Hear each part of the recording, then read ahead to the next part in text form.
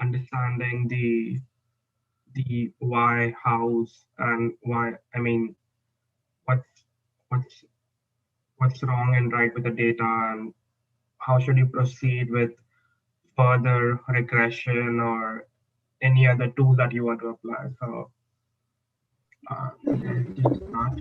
If you guys have any doubts, I'll give 5-6 minutes more for all the participants to join, and then I'll start. I hope you all have loaded the XLS file and the py file and the Python file that I've sent. Is there anyone who has hard time uploading or running these files? Everyone got the files, right? Breathe. Yes, sir. We shared the file just before the session. Okay.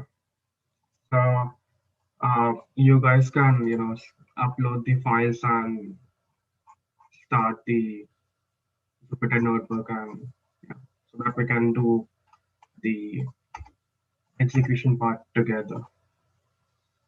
And I've created this evolve data project, which has the data for us, which will be required for final project. And so basically, to give you a bit of highlight, it's based on FACE classification.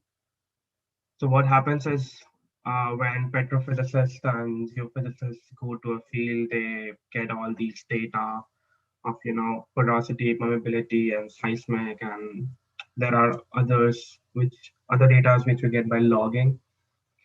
So after this data is brought to the data center, we all try to correlate, project the data, and see which what are the target area for the drilling and which phases should be focused on. So the thing with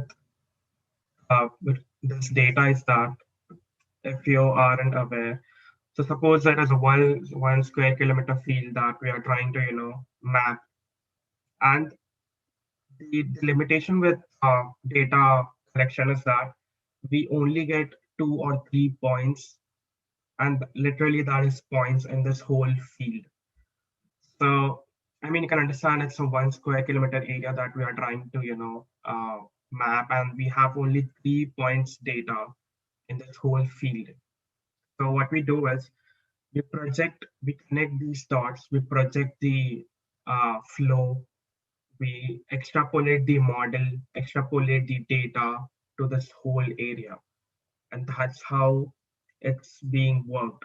We have the knowledge of geology and we try to manipulate that, and that's how most of the classification is done.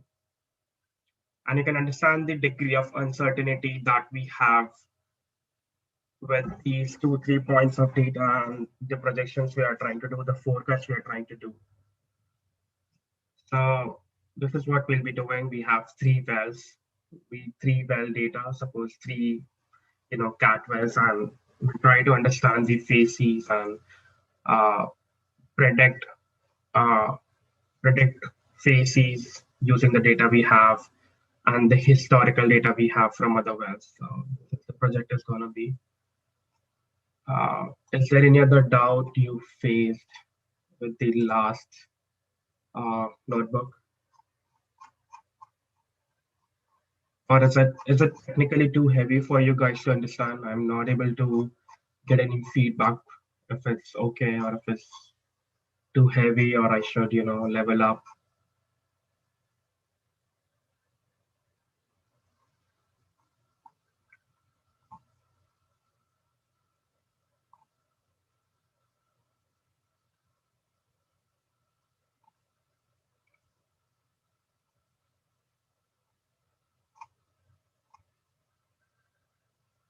So I'll ask randomly. I see this guy. Yeah, I was about to ask you, Preprocessing. How is the session going? How do you feel? You can unmute yourself and tell me.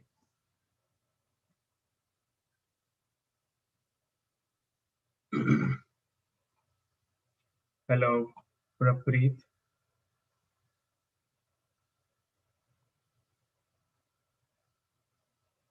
So I guess he's typing in the chat box.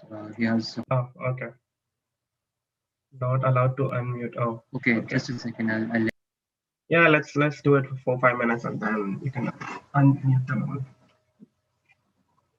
all. now you can unmute, I guess. So it is going fine till now. Actually, Okay. Just went through the day 2 file again Yeah. the evening. So just one doubt.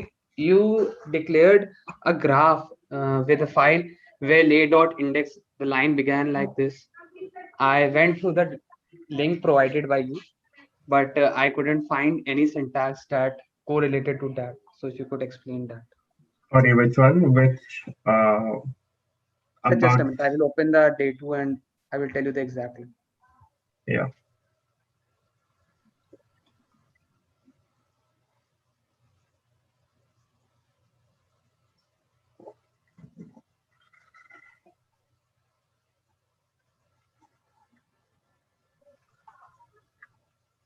Yes, it's line number in IN85 exercise.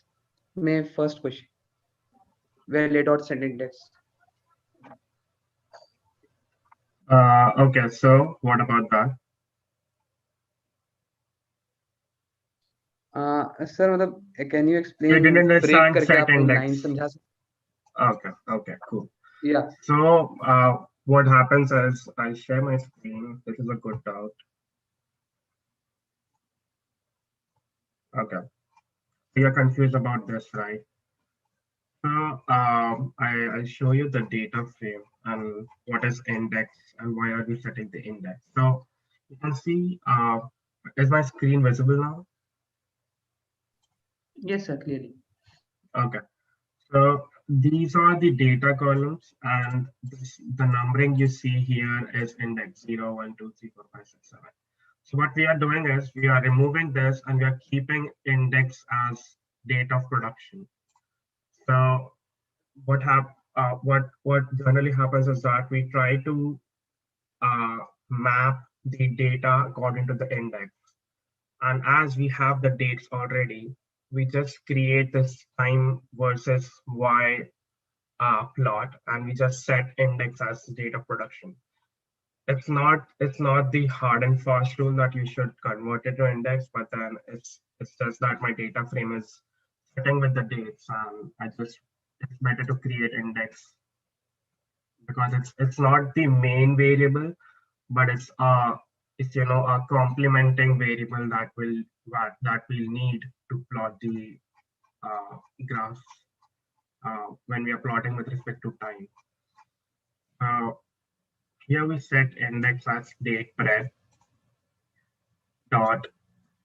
We are taking the rolling mean of 30 days and we are plotting.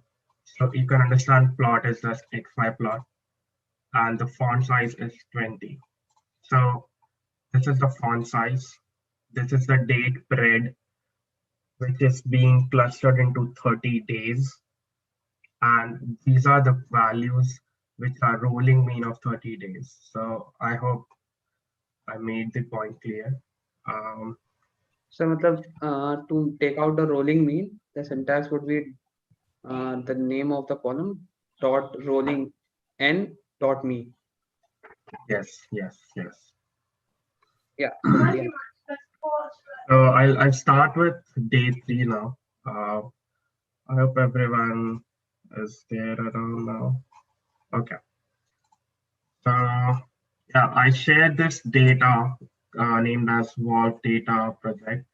This was to make you understand the data frame and how to manipulate the data and like drop columns or add and remove the missing values and all. So it's a part of pre-processing. I teach you pre-processing in the next day, which will have more complicated ways of processing the data and uh, which will make it much better to run the model. So first thing that we conventionally do is we import all the libraries. It's just a conventional easy way. So this is a little bit of past that I'll be showing, which will help you understand the plots that I'll make. So I'll just go through it again. We are loading the port production data here in Excel using Pandas library. And if you remember, there are two sheets, right? One is daily production data and one is monthly production data. So I'm opening daily production data sheet there. And I have a look using, look at the first 5 data points using not head. Then I create this data frame. I segregate these columns which are important to us. You remember we have downhole pressure, downhole temperature. These all are important parameters. Well code, service provider name, all that wasn't necessary. So I'm just stripping down all the unnecessary part, and I'm keeping the important variables here. So we have date, bread, bore name, on stream hours, average, oil volume and water volume. And you can see the data here now. Okay, I have to run all this.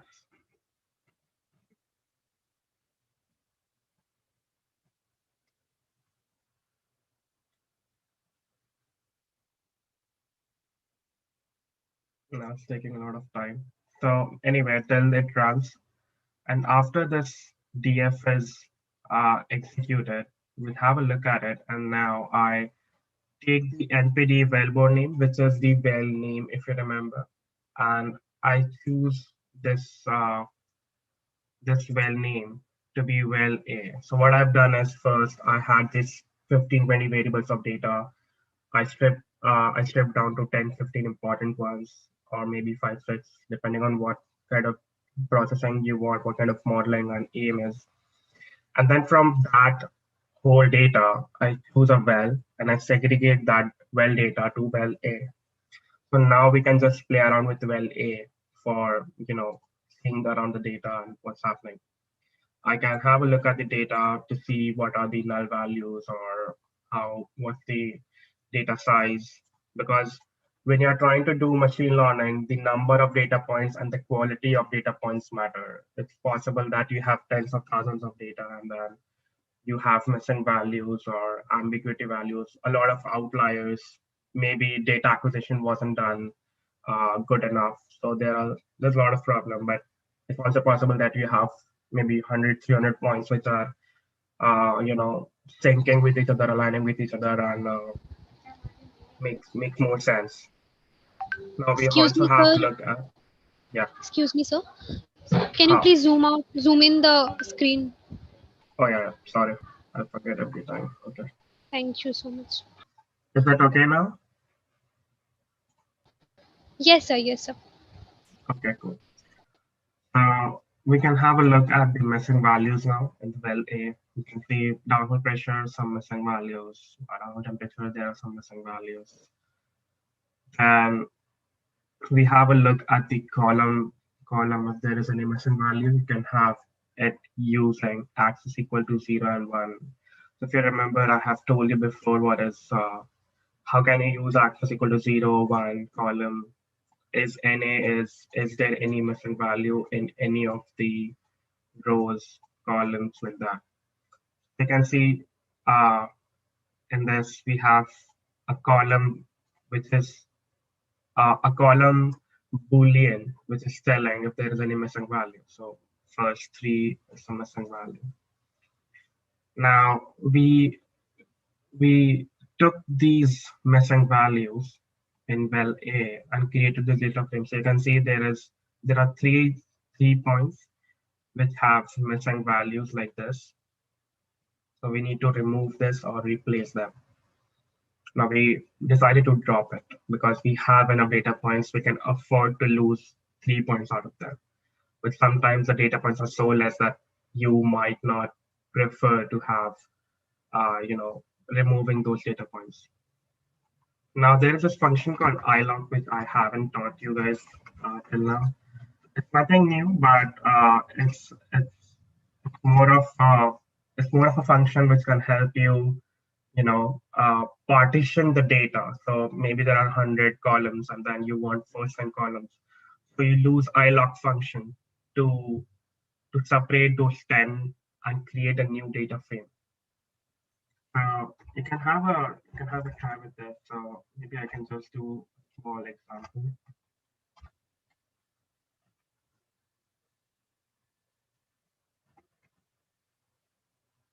Okay, so we haven't run it.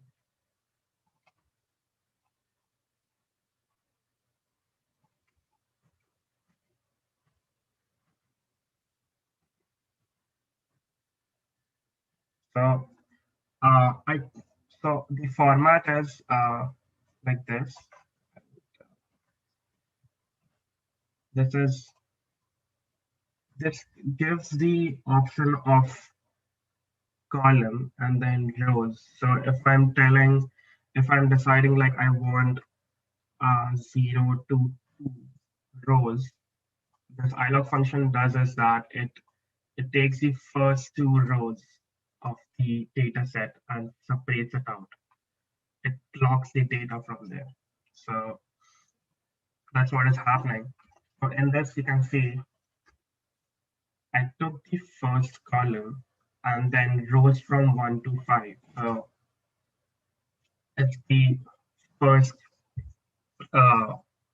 you can see 1 to 5 column and first row.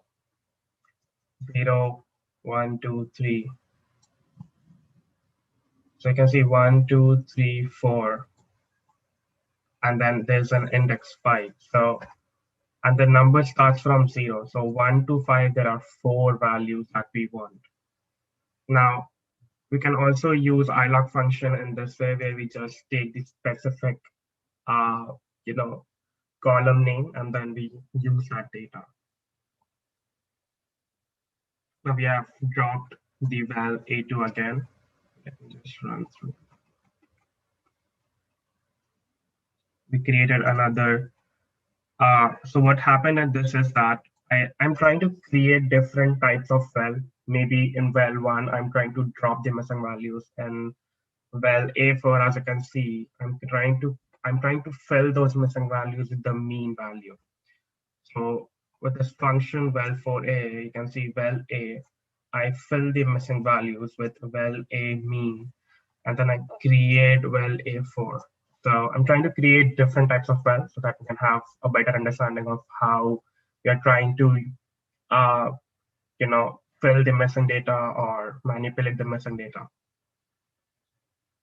In this, we fill with median values. And you don't have to call any library for this. It's an inbuilt function in Python, so you don't need any library.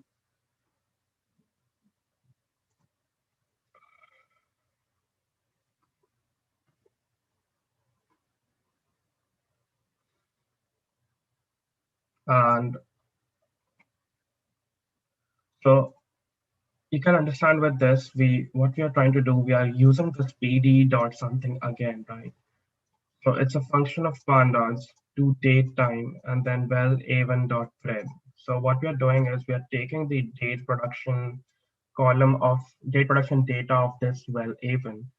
We are trying to create a data frame of date time with using pandas and then feeding it to the date pred column again. So we take this data from here, we change it to date time frame using pandas, and then we replace those values of date pred and val even again. So you can see what I have done here is that I've changed it to the year now, not the date time format we had. You can do it for all of them. You can create a month. I've created a month column and a year column. We'll see later why I created this column. So you have actually you have segregated the data, the date data into month and year now. So, and I have created these month. I've named them. So if it's one, it's January. I've mapped all the month days here.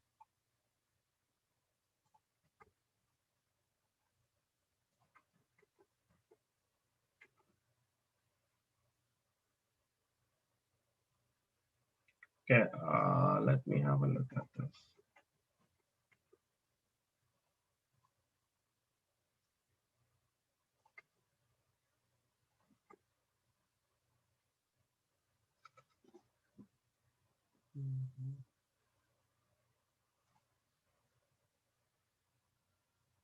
Just a minute.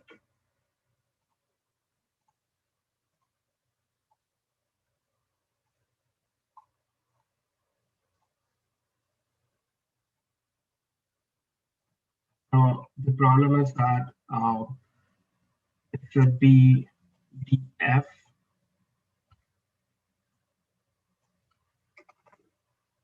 Okay, so previously the data frame that I was working with was you remember it was df, and the time when I was working, I created this data frame as data. So that's the ambiguity that it was facing. So we just changed it to data and not df. So I've created this function flow kind. I took the flow kind column and I changed it to production. I just changed the name of the column. I'm changing all these column names to year and creating the column of datetime object. And what I did is that I created I'm summing all the values of wellbore name using this function group by. So let's have a look at this. Yeah, here. So you remember the well name was like 59C, some alphabets and some numbers. So I am creating this unique wellbore code using this function group by and then summing according to that algorithm so that I don't have to deal with dashes C or any other weird name that company has given to it. Now I'm trying to create a plot, a pie plot. So let's go step by step here. We remember we are trying to create a figure template and an axis template. We have given the figure size 20:10, production data.groupby.sum. It's the function. It's the data that we want to plot. And then we use plot.py to create a pie plot. Now, if you remember, plotpy is a function in Matplotlib. So any function has its parameters that you need to tell them so that they can, tune your plot accordingly. If I'm keeping ax equal to 0 here, the plotpy function would just take the x-axis as 0. So you need to specify the axis, the y, what is y value in this function, the font size, and all of this. So these are called hyperparameters of the function. You will be needing this understanding for the regression, for the machine learning that we'll be doing in the second last day. We set the y label as dash which is 0, and then we create a legend using x-axis, font size is 11, and lock is 3. So here you can see it's a legend. Log its location, and then we use plt.show function to project it in the output. So this is a pie plot. Just a minute. Okay. Now, I was trying to tell you yesterday that we use this Pearson plot. You can Google it. It's named as Pearson plot. I just write it here.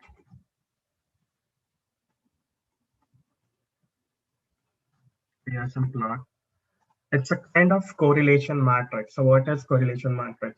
Correlation matrix is that you try to find correlation between different variables among your data sets. So for example, you have a data set from A to Z, okay, and you have maybe thousands of data points. So what correlation matrix does it that?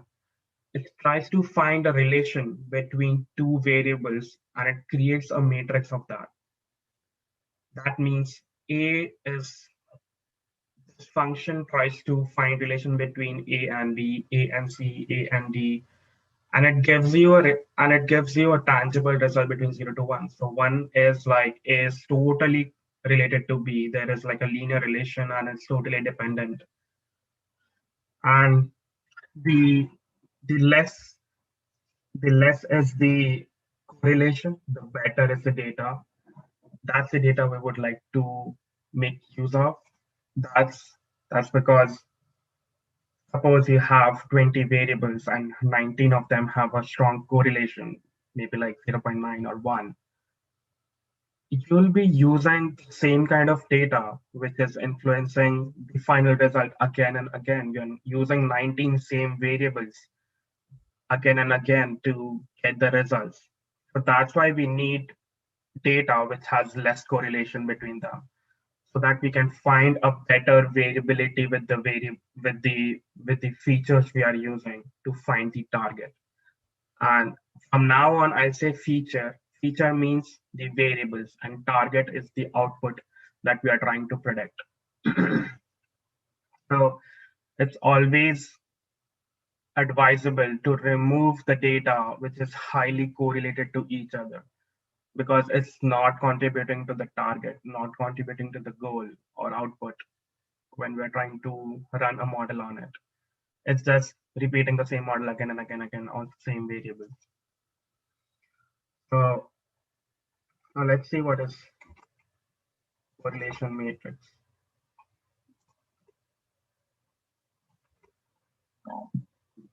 A little bit about that. So there are different kind of correlation matrix. There is Spearman, there is one I told Pearson that we'll have a look at later. This is the basic of learning what is Pearson plot and understanding the correlation matrix. So Excuse me, sir. Yeah. So there's a question in the chat box. Can you please? Okay, that's the minute.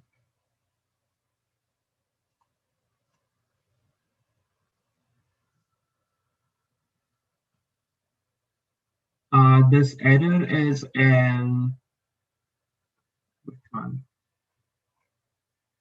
Yeah. If you remember, I told you to change it to DF from data. Is this the problem that you're facing here? Sir, did that actually? The first error came to me in line number where ILOC was done. There it is index error. I don't know. I'm using the same file. What you're using? 1:5. So here it is showing IPython input 32 error. So did you run all these files, all these codes before running this? Above all are fine, but this one is not working.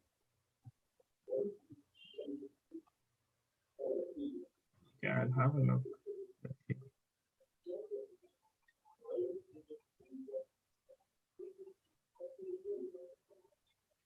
So it's running fine with me. Let me just confirm it again.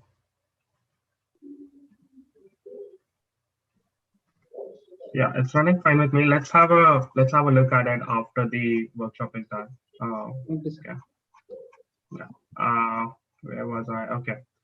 So we take well one directly all the variables and data in it. We are making a correlation matrix and we give it what kind of correlation method we want. So we use Spearman. Now you can have a look at Spearman, what's the algorithm behind it or what kind of statistics they are using to find correlation. There are many ways you can find correlation between them. It's just like saying that what is the relation between two sets of data points. It can be linear, parabolic, or quadratic, exponential, anything. So it really depends on what kind of statistics someone is using to find the correlation matrix. But these are the conventional ones which I'll be teaching you guys. So this is a correlation matrix. We haven't made any plot of it, but this is how the matrix data looks. You can see on stream R's and here on stream R's. So it's A to Z here, A to Z there, and then you can see it's 1. So it's a common sense that on-stream hours is totally related to on-stream hours here. You can see minus also.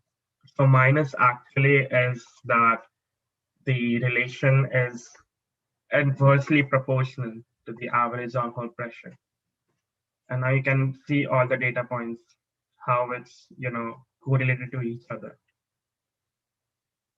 Now we use mask.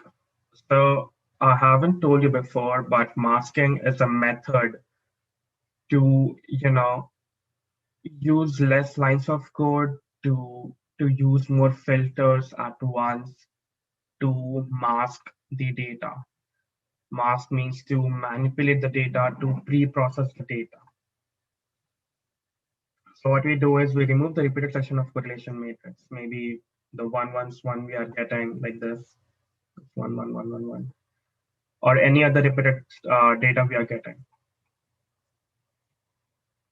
You can see here, we are trying to create an array of the yes and no of the repeated section using this. And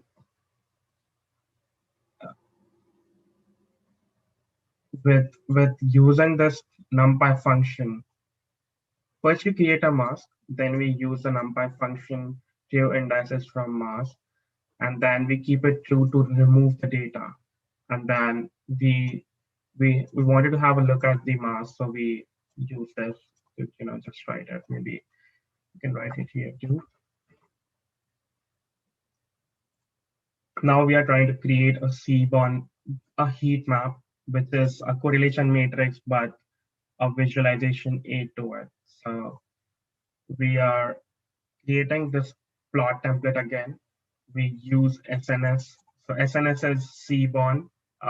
If you remember, I called this library before import as Seaborn as SNS. So we are using SNS library now. And in SNS, we want heat map plot. So we call that, and then we give the data as correlation matrix, which is this.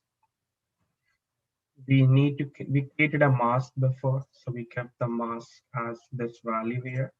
And actually just give this value as mask one to make you understand what's happening.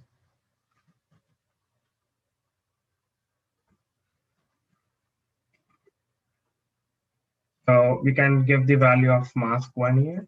It's not necessary that you have to keep it mask only. And then we want a square plot between them. We gave other, other variables that we need the color map to be cool, warm, the line widths, and what's the maximum and minimum we want, and all kind of parameters. And so just for information, if you want to learn, what are the parameters that are being used, what does it mean? What does anode mean? So just try to use this that heat map Seaborn, you'll get it. And then in the documentation, you can see all kind of variables here.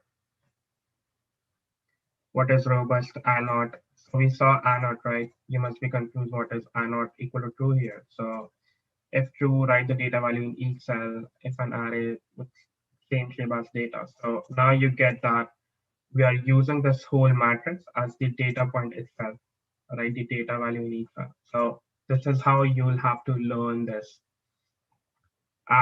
Then we create the x text, y text, set the title, set the style of xtext.bottom, ytext.left. So these are the small parameters in SNS that you have to, learn on your own. I cannot explain you that what is xtext bottom value, why is it true? It just takes Google to, really understand what is xtext bottom. What is rotation here? Sizes, the size of the xtext. Let's have a look at it. This is correlation matrix. So this actually removed all the values which are repeated. If you remember, it's actually a copy of this matrix, which has removed the two values, which are repeated values using the mask we created. And then this is the correlation of non-repeated values. From here, you can understand that stream hours, maybe have a look at it, that gas volume is highly related to stream hours. The least correlated is year. It really doesn't depends a lot on water volume, gas volume, oil volume, but you can see other variables which should be related because, if the downhole pressure is, if the oil volume is more, you need more stream hours, and that's how you can understand it.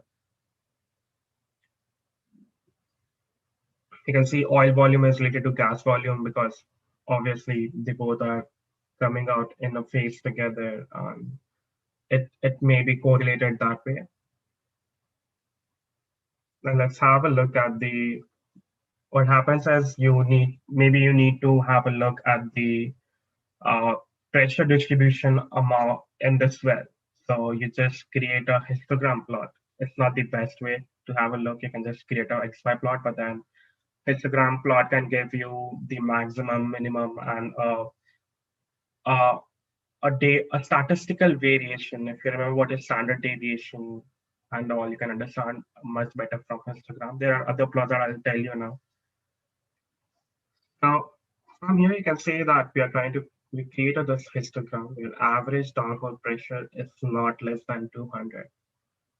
And we saw the frequency here. So maybe 235, 220-ish is the highest frequency waterfall pressure. And it's pretty much saying you're creating XX label, Y label title. You're giving this data of well dot average downhole pressure to plot, and you give the kind of histogram. It's the kind of plot you want, which is histogram, and then the bins. Bins is the size of the bar. And there are many different Seaborn plots, very interactive, much more insightful. Maybe you can have a look at it uh, here. So, okay, now this is a Seaborn, documentation of pair plot, which will be seen. We can see there are so many parameters and Seaborn pair plot that we can mention or make use of.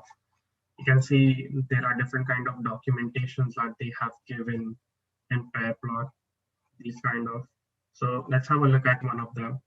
So this is one kind of pair plot, so we saw distribution of downhole pressure using histogram, and now we can see it using point plot. The same system, we import the C1 library, we create a template, we give the data of well A, when we specify X and Y, and we create a joint plot. So here you can see how bore oil volume is varying with average downhole pressure. So more is the bore oil volume. The relation you can see is a bit like quadratic, not exactly quadratic, but yeah. And then you can see these points, which are highly coagulated. So maybe these are the points that we would like to get rid of.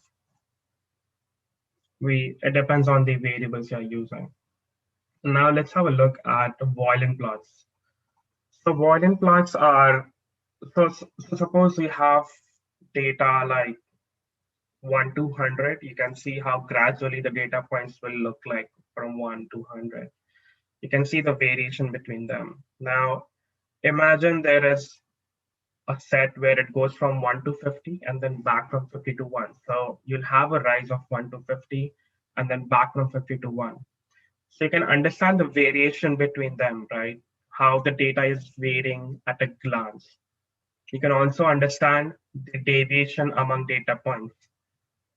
The maximum, minimum, the standard deviation, and you can understand the scalability and how data is varying among 1 to 50. So this is how volume plot is kind of, so you can understand like it's like a horizontal way of what I was describing. You can see average downhole pressure, how is it varying with year. The maximum value, the maximum number of points which lie between maybe 250 to 200 is this. So you can see that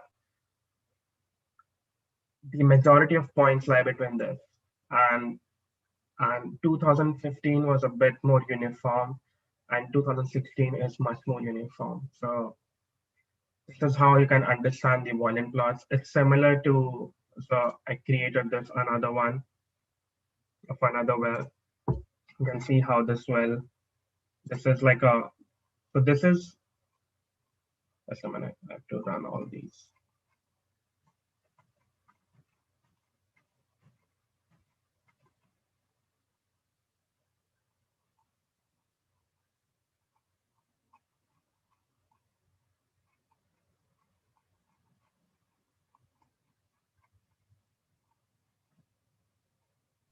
Guys, till then we have also posted the link for attendance, so kindly fill out that form.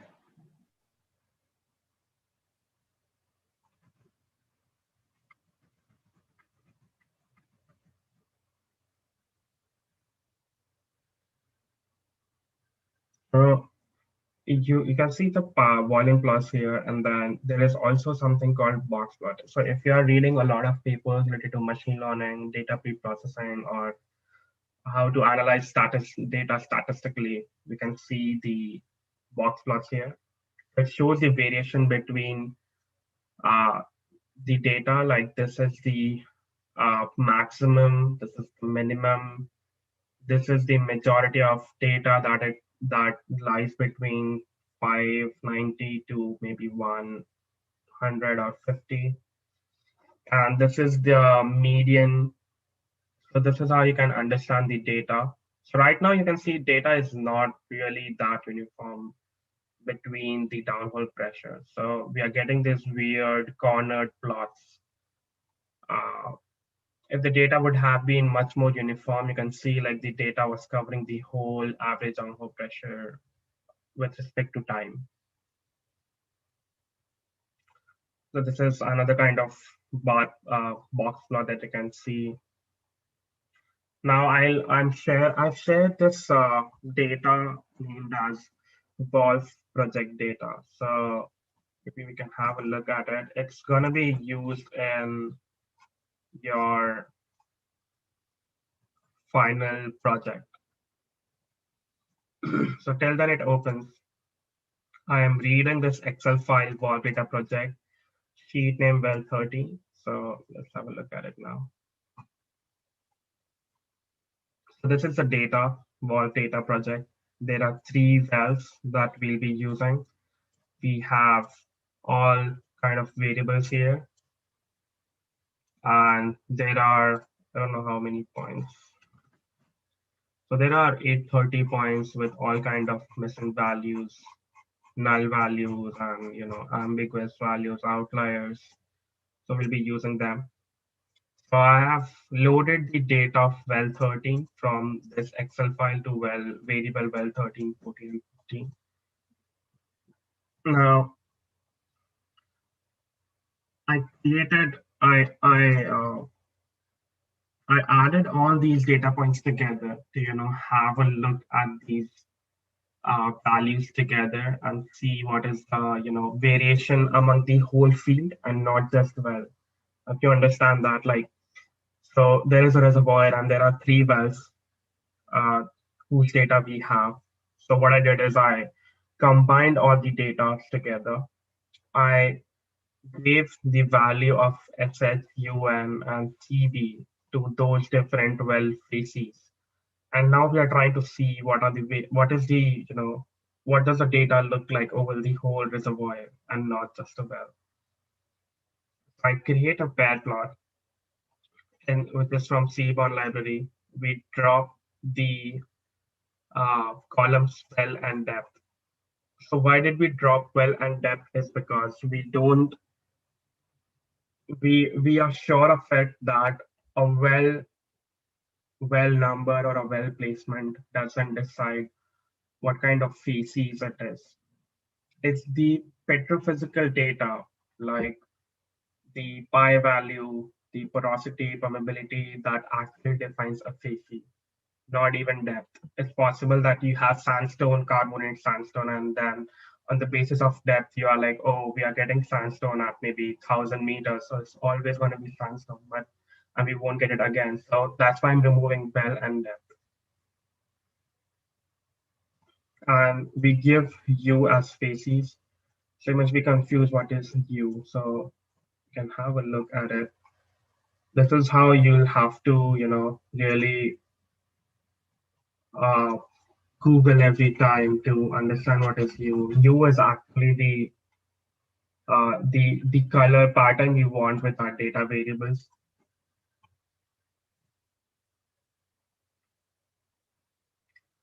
Order of levels of U variable in the palette. So it's just, as I said, it's the variation in colors that I. So why did I Google is because you need to learn this. There will be so many parameters that you won't understand when I go further, that you need to really take those days uh, as gaps that I'm giving you to learn all this. You need to practice. So next workshop will be in 1 day. So maybe you can just do is go through all these functions, parameters, use some other data. You can get it from Kaggle, iris data or uh, property data that they generally use and play around with that. And diagram kind is histogram. So we want histogram as the pair plot diagram. Now I'll just zoom out a little bit to have a better look at the plot. Okay, so it's similar to correlation matrix, but then now you can see how the data is varying among themselves with respect to data and histogram. You can see DR versus DR is just a coagulated data point. We don't want such, data relations with the variables. You can see all these histograms. Okay, this doesn't matter because they all are being plotted to each other.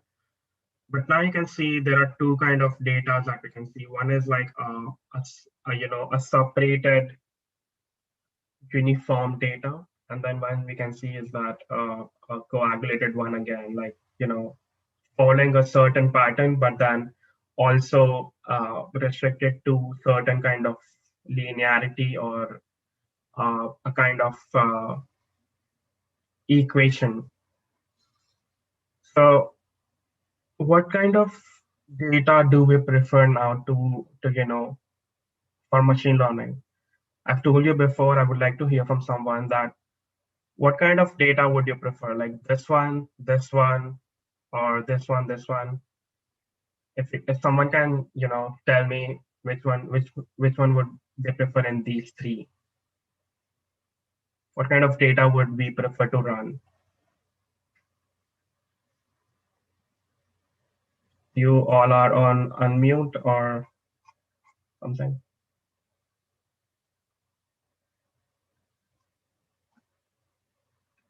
Hello, hello.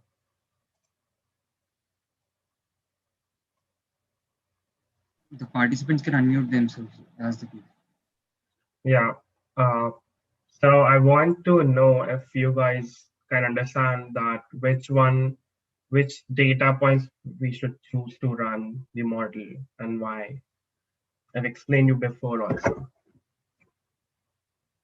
The most scattered one, yes. So that's because, as I said, we don't want correlated variables to be in part of the model. It's really wasting the memory and the variable data points. The more scattered is the data set, the better learning, the better versatile model we'll have for forecasting. So that is right, we need the most scattered one. So what happened further is that after seeing this collinear, highly correlated variables, we just remove the data points which are highly correlated and we remove those variables. And then we use the scattered ones to run our models. That's the best case practices. Sometimes what happens is that we don't have enough data points. So we change those values, we divide this into different data sets, like we use a part of this, we use a part of this, we use a part of this, and then we create a separate data set. to run. So this is it enough, I think. Once you understand what is pair plot and why are we using it, I think it can help you in a long run to understand what's the relation between data without actually even, going to the statistical numbers, mean, mode, median, or any other number. Just having a look at it will directly tell you that which ones to use, which ones not. So this is enough from for today. There's a lot of plots that I've taught you. And there are a lot of interesting plots that you can learn from Seaborn library and Matplotlib, but these are the ones that we'll be using. Is there any doubt?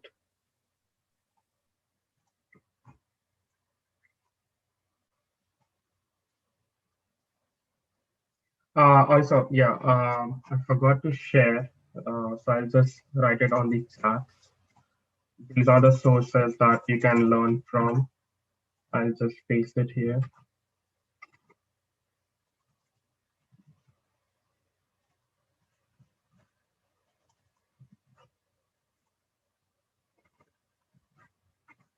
Yeah, so you guys can go to these 3 sites. There is a video and 2 documentation of these libraries, and you can understand it from there. That's it. You guys can unmute yourselves, or yeah. So actually, you don't need a high computational power to run Jupyter. Jupyter uses its own server to run these files, so it really doesn't matter. You can use, I mean, you don't need to have a good computational power. You just need to have a good internet to run this.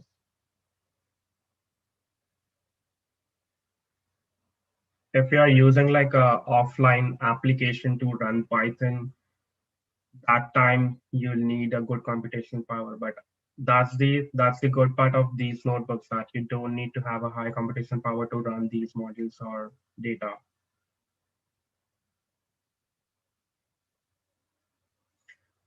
Anything else?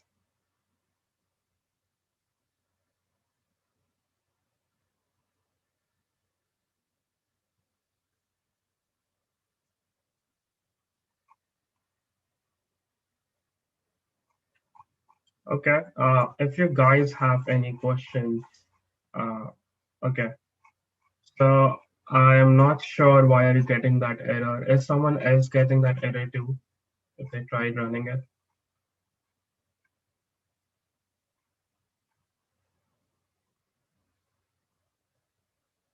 So I don't know if we have, I don't know what, if we have tried the same exact thing to run, and what's the mistake you have making. Maybe you can send the screenshots or the code directly and send it to my email, and then we can see where it's going wrong, because right now I cannot see your screen or understand what's going wrong. Just try to run all above so that it executes the whole code. Make sure the file you have saved is in your in your in your directory, and then try it again. If it doesn't work out, which it should actually, because I am doing the same thing which you are. If it doesn't work out, then drop me an email. Soumya, my email is here in the notebook, but if you don't run the notebook, I'll just.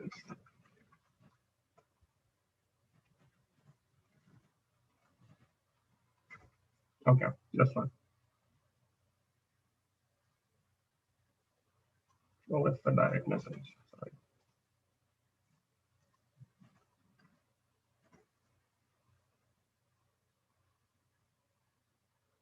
Okay. Anything else?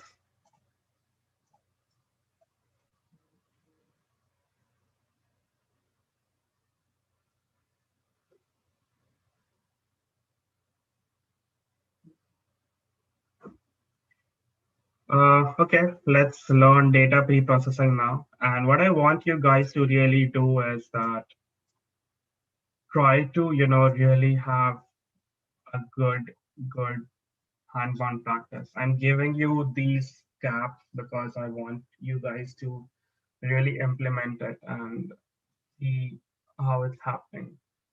And best would be to integrate all these together, use pandas to create a data frame, remove the missing values, segregate the well data using iLog or something, then plot the production data, the well data in some correlation plot, try to understand the variation between variables, then try to create like a yearly or a monthly plot between them. So these are the things that you can start doing, which are actually probably 30-40% of the work that you'll be doing if you're into data science.